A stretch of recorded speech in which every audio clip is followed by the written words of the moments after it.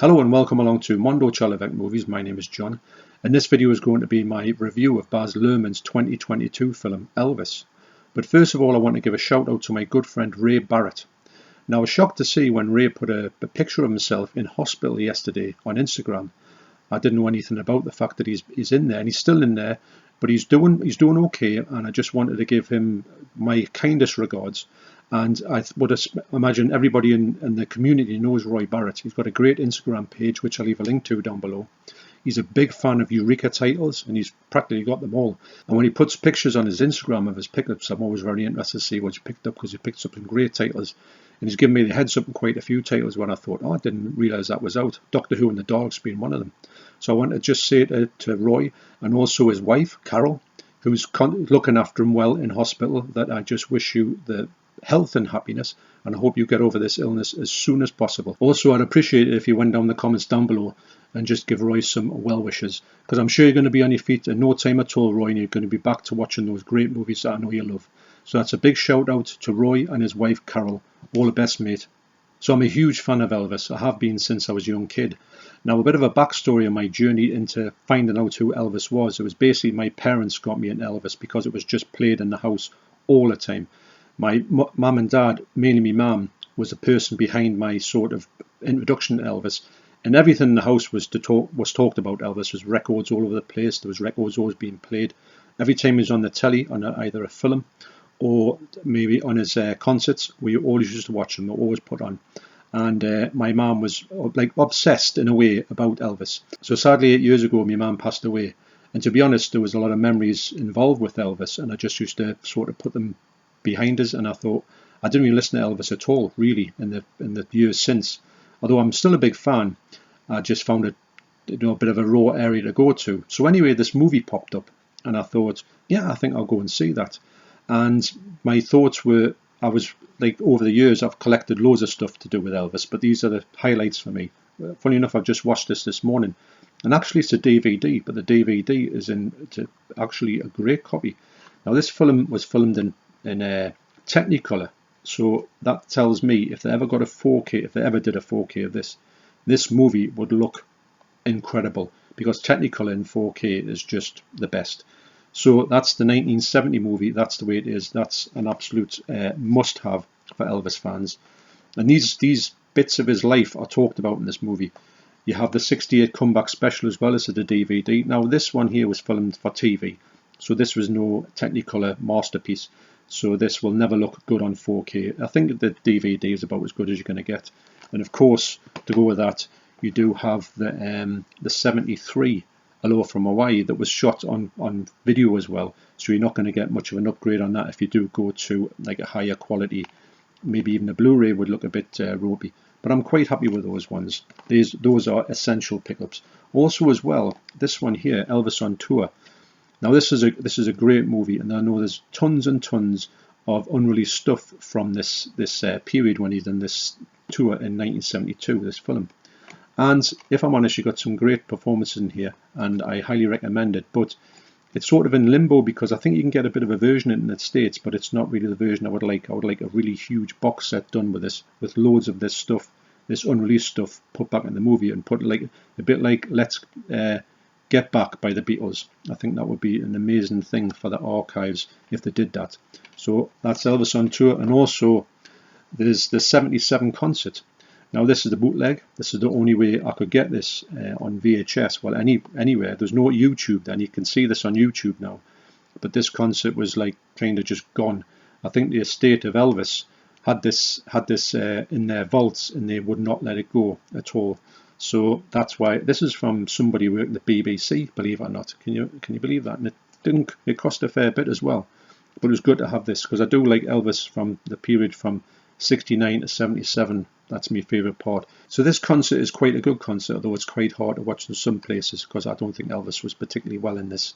This is his last recorded performance. I think he played another couple of gigs after this, but this is very close to when he passed away. And that's Elvis in concert. So last week I picked up the 2022 movie Elvis in 4K. Now, the funny thing is about this movie, I wanted to go and see it in the cinema, and we never got around to it. In fact, Deborah says I don't really want to go and see that. She's not really a huge Elvis fan to watch. She likes to hear him, but not actually see him. So I said, well, fair enough, and we just let it go, even though I did really want to see it. Now, when I was searching through videos on YouTube, I watched lots of videos about Elvis on YouTube, and somebody was saying, who I watch this channel all the time, and he said that he didn't like this movie at all because it wasn't as factual as it should be. Now, I'm a big fan of factual biopics, and when they're not factual, I don't really appreciate them at all. And I thought, oh, what a shame if they've done this and they've really messed about with it, and it's not what it should be.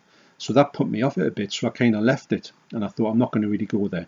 So the very tragic recent passing of Lisa Marie Presley, this reignited my interest in this movie, because I was seeing Austin Butler. He was getting interviewed and stuff, and I saw him on the YouTube, and I thought, you know what it is, he's handling himself in a really decent way. He's coming across like a really good guy in all of this. And I had a lot of time for his interviews, and I thought, well, maybe I should give this one a go. And obviously this has got a great cover, and I thought, well, I'm going to get the 4K of it, because there is a chance that I could really hate this movie, but I want to see what his performance is like. So I bought the 4K, put it on. The 4K looks spectacular. The sound in it is amazing. You get Dolby Vision, Dolby Atmos, so don't worry about anything to do with, like the quality of it. It is exceptional all the way through. It's brilliant. So I put this on, and I was thinking, right, it's not going to be completely factually correct, but I'm willing to give it a free pass. And if it interests me enough, then it'll be a winner for me. But I am not going into it expecting it to be completely true to a certain extent. And when I put it on, it was quite strange, because now I heard a lot of people saying at the start of this, I was having a good conversation with my good friend Keith from Euphoria Pictures last night about this movie. And he said something which is basically correct. This movie is a movie of two halves. A lot of people, including himself, including myself, would put this movie on. I was thinking, I don't know if I'm going to get through this movie. I don't know if this movie's for me. It was a bit kind of razzmatazz. It was a bit like unreal, if I want of a better word. And I hear a lot of people saying I had to turn it off after 20 minutes because it was doing me head in. I was getting a headache off it because a lot of stuff going on. It's very busy. So I didn't have enough time when I first put it on to watch the whole movie, so I watched about half an hour of it. And I was thinking it was all right. It looked quite well done. I don't know if it's a style I was appreciating, but I thought the performance of the young Elvis by Austin Butler was pretty good. And the attention to detail of the clothing and everything was exceptional. So I thought, well, next time I'm going to put it back on and give it another shot. So I started off from, I think it was around about he was starting his movies when I started that bit on again. Now it's funny because it talks a lot of stuff about his early life. It talks a lot about his relationship with his mother, which is quite good because you don't really see that talked about in many biopics. Not really goes into any kind of length with it. And also his father, and also Colonel Tom Parker. Wow. I haven't got any time for him at all, the person. But Tom Hanks plays a great part, I think. I do think, and me and Keith were talking about this, was he the right person to get for it? Because if I haven't got any problem with his acting. I think he does play a good part, and I think he acts the part well. But I think there might have been better getting somebody who was less recognisable as the person, like Colonel Tom Parker. And maybe, I'm not saying I haven't got any flaws about this movie, apart from maybe if you don't appreciate it to start off with, stick with it, because there is a payoff in this movie. And I'll tell you, the payoff is extraordinary. So anyway, so Colonel Tom Parker, he's more like a sort of pantomime villain, which he kind of was in real life. He was a really despicable bloke. And the sort of, if you boil this movie down, it's kind of like, it does tell you the full story of Elvis, but it comes across like a sort of a fantasy tale of this person who gets tricked into this really horrible not lifestyle, but like contracts. He can't escape. He's caught in a trap. So Elvis had different plans for his career. He wanted to make a serious film, which he never got around to doing. He wanted to do touring across the world, which he never got around to do. And this was all to do with Colonel Tom Parker, feathering his own nest, creating all the wealth for him, because don't forget there were 50-50 split, which is unusual to say the least, that he could do this. But I think Elvis had this strange, he thought that he had to sort of stick with him. I know he split up with him and all that, and then got back again. But it's all in this movie. I'm not really going too much spoilery in this, because the story of Elvis is pretty well known, I would imagine. But if you're a first-time watcher of this, do know that it is true what they're doing, but it's a little bit exaggerated. It's not exactly true in the way that they did it. But the basic premise of the movie is the fact that he got just ripped off left, right and centre off this bloke, just trying to get him to really just make more money for him. So from around about the 68 comeback special on this movie, that's when I really started to take notice of Austin Butler. And I thought, my God, he is a superstar in making. And I really want to see him in other things. I know he's in Once Upon a Time in Hollywood, which I've seen, but I can't even remember his part in there. So anyway, it sort of progresses into what I would consider the best part of this movie, is where he gets the jumpsuit on, he goes to the International Hotel, and he gets kind of tricked into playing there for another 7 years when he was only going to do it for 6 weeks. That's what he agreed to. And the Colonel wanted ways of making money off him and clearing his debts off, so that's how he did it, by tying him in this huge contract. And it paid a price on Elvis, and that's the real story there. He basically sold his soul to the devil when he got bottom with him in this. So it starts off really good in the whole jumpsuit period, and he gets some great performances, and he's nailed it. I mean, I've watched those stuff on DVD. I've watched them countless times. In fact, I can't remember how many times I've watched them in the past. I know every nuance of those concerts, and he's nailed it in this thing. And the actual choreography and everything, the look of it, is perfection for me. Now, at this point, I thought, I'm watching something special here. And it seemed to calm down a little bit in the movie. It wasn't so like not all over the place, but like massive cuts and things flying around and people going upside down and the cameras whirling all over the place. A bit like The Evil Dead on acid. This started to tell the story more, and it goes into the whole, the breakup with Priscilla Presley, and then it starts to go into a sort of Elvis's decline, and that's when he plays every part of this movie all of the movie for him. He can't put a foot wrong. I think he's well deserved in every award he's winning, or he's going to win. I think he's not done with his awards yet. I think he's won quite a lot of the slew of awards for this. So Keith's quite right when he talks about this movie in two halves.